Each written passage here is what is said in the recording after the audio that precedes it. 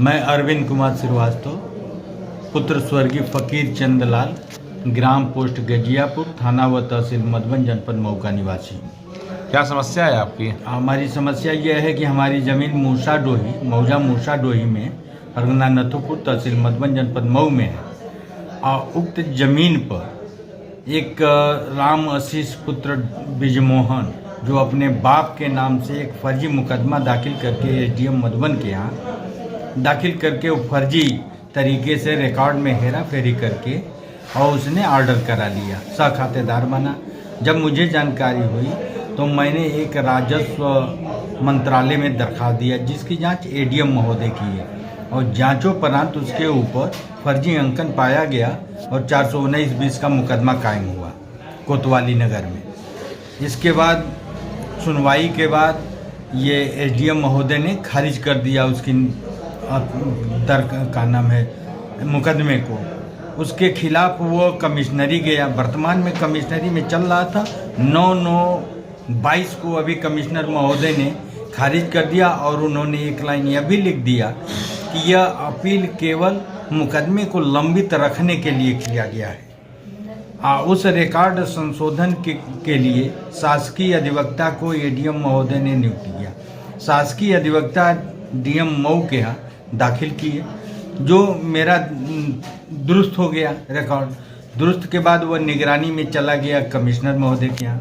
सुनवाई के बाद कमिश्नर महोदय ने भी खारिज कर दिया।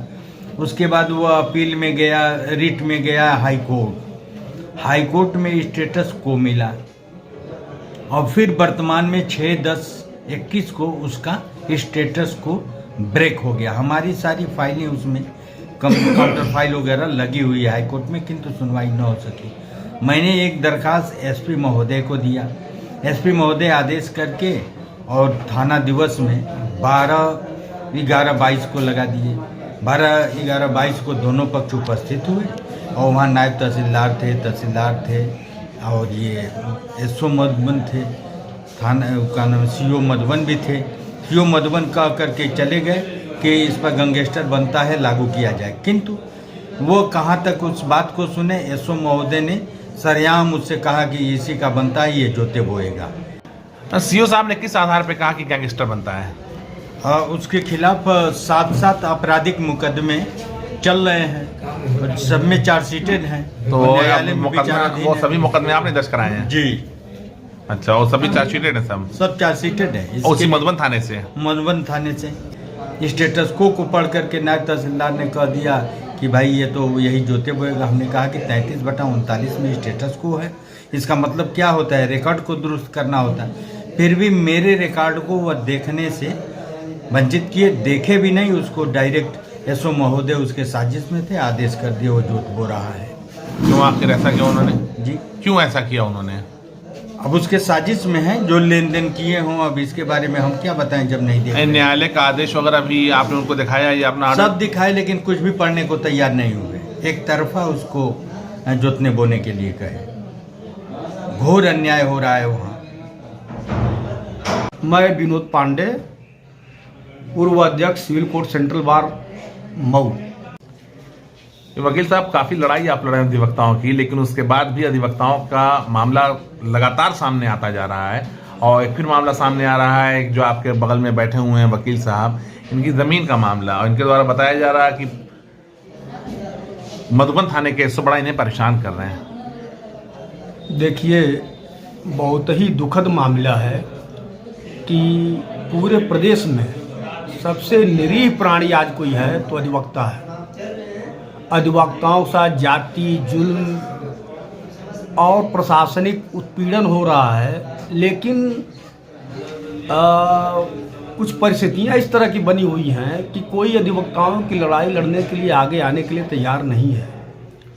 बहुत दुख के साथ कहना पड़ता है कि ये तो एक नमूना समझिए, ये बेचारे 2006 से अपनी ज़मीन को जोतने के लिए परेशान है और वो माफिया गुंडा टाइप का आदमी है। 7-7, 8-8 उसके खिलाफ क्रिमिनल मुकदमे चल रहे हैं और उसके खिलाफ कोई कार्रवाई करने के बजाय वकील साहब को ही तंग किया जा रहा है। और एलानिया एसओ इंस्पेक्टर मधुबन कह रहे हैं कि वह जोतेगा बोएगा और वकील साहब आप कुछ कर नहीं सकते। सारा मामला पैसे का है। वो अपराधी है, पैसा देता है और वकील साहब की ज़मीन को जोत रहा है। और वकील साहब दूसरे को न्याय दिलाते हैं या अपने लिए बेचारे परेशान हैं। अभी हम गए थे इनके मामले में 2-3 बार एसपी साहब से मिले। एसपी साहब ने बहुत रिस्पांस भी दिया।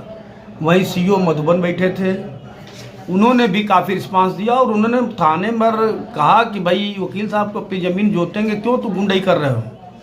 लेकिन चूंकि इंस्पेक्टर जो हैं वो इंटरेस्टेड थे और उन्होंने बिल्कुल किसी की बात सुनने के लिए तैयार नहीं हुए। मतलब क्या मतलब कहने का है, एसपी साहब और सीओ साहब से भी ऊपर हैं वो? अब हमको तो यही लग रहा है कि एसपी साहब जितना मतलब वकीलों के मामले में एसपी साहब का रोल बहुत अच्छा रहता है। जब किसी वकील की पैरवी हम करते हैं या कोई वकील जाता है तो उसको चाहते हैं कि वकील को रिलीफ मिले। और वकील एसपी साहब के साथ ही बैठे थे सीओ मधुबन, वो भी बहुत मेहनत की और थाने पर समाधान दिवस पर बुलाए थे। ये गए थे शनिवार को और सीओ साहब ने कहा कि भाई सारा पेपर इनके नाम से है, फिर भी ये क्यों वो जोत रहा है। उसके बाद भी इंस्पेक्टर अपने लालच में, अपने स्वार्थ में एकदम ज़बरदस्ती कि नहीं जोतेगा वो। अब समस्या ये है कि ये केवल एक समस्या हमारे सामने जो आज की है, जिस पर चर्चा हो रही है, तो ये है। अब इसके लिए मैं आपके चैनल के माध्यम से मांग करूंगा एसपी साहब, इनके खिलाफ जो अपराधी है, जो इनको तंग किया वकील साहब, उसके खिलाफ गैंगस्टर लगे, उसके खिलाफ कार्रवाई हो और वकील साहब की ज़मीन को कब्जे में मिले। और अन्यथा हम लोग भी बैठक कर कुछ न कुछ रणनीति बनाने के लिए मजबूर होंगे। मुझको पूरा विश्वास है कि एसपी साहब ध्यान देंगे और वकील साहब की मदद करेंगे। अच्छा, थाने से अगर कुछ काम नहीं बना तो ऐसी स्थिति में अब आप लोग क्या करेंगे? जैसे आप बता रहे हैं कि कोर्ट के आदेश के बाद भी, सब पक्ष में होने के बाद भी एसएचओ साहब ध्यान नहीं दे रहे हैं और गलत का साथ दे रहे हैं, अगला कदम क्या होगा? फिर एक बार एसपी साहब से और डीएम साहब से मिला जाएगा और बताया जाए कि वस्तुस्थिति ये है। अगर वहाँ से रिस्पांस मिल गया तब तो ठीक है, अगर नहीं मिला तो फिर हम लोग भी बैठक करके कोई ना कोई रणनीति बनाएंगे और लड़ाई को लड़ा जाएगा।